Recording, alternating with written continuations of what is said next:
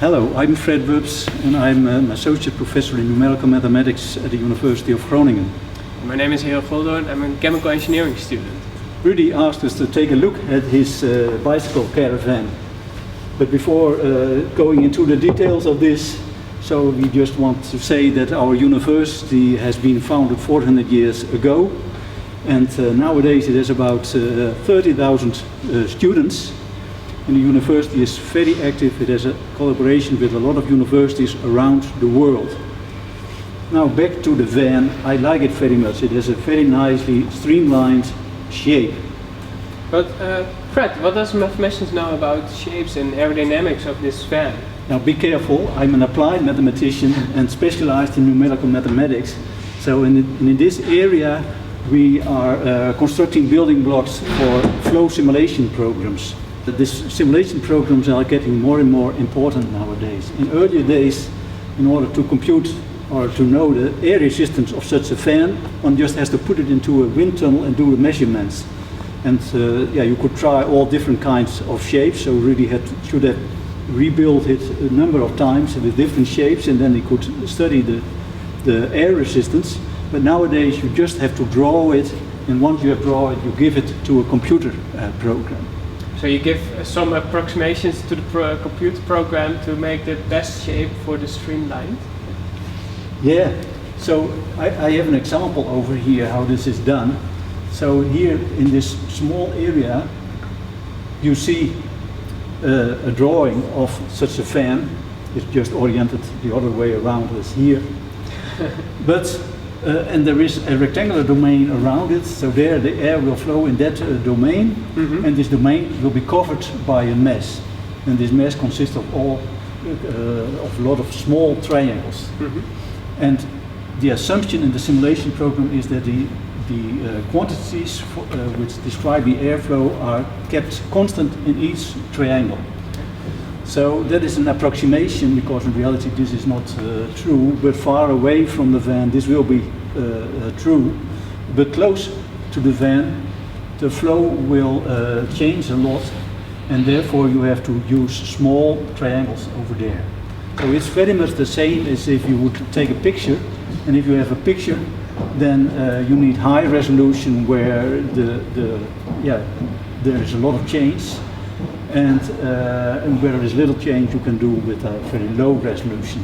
Also the same is that if you have a high resolution you have to store a lot of data, and you also have to do the computational work will be more involved. So we like to keep this amount of triangles low, but on the other hand of course we like to have accuracy, and therefore we would like to have a lot of them to make them small. So there's always a trade-off between accuracy and the size of the problem you can deal with. For this simple case, this is quite feasible.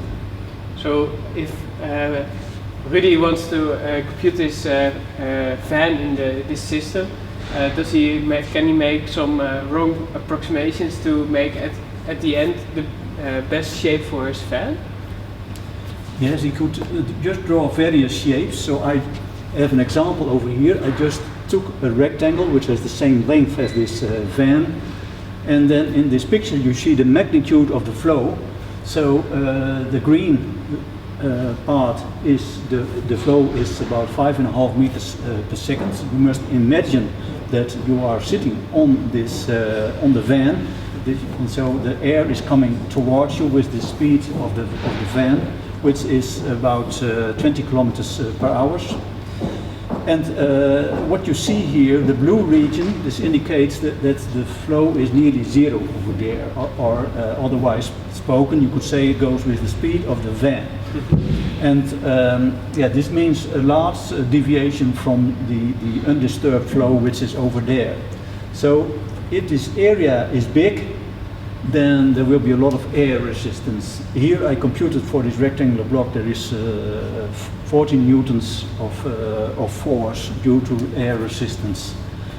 So, but if you change the shape, so here I have drawn something which looks much more like this van, then you see that the blue area is much smaller, and this immediately has this effect on the resistance and it is also about 16 newtons over here, so almost a factor, or more than a factor 2 has been gained, so the resistance is a lot smaller.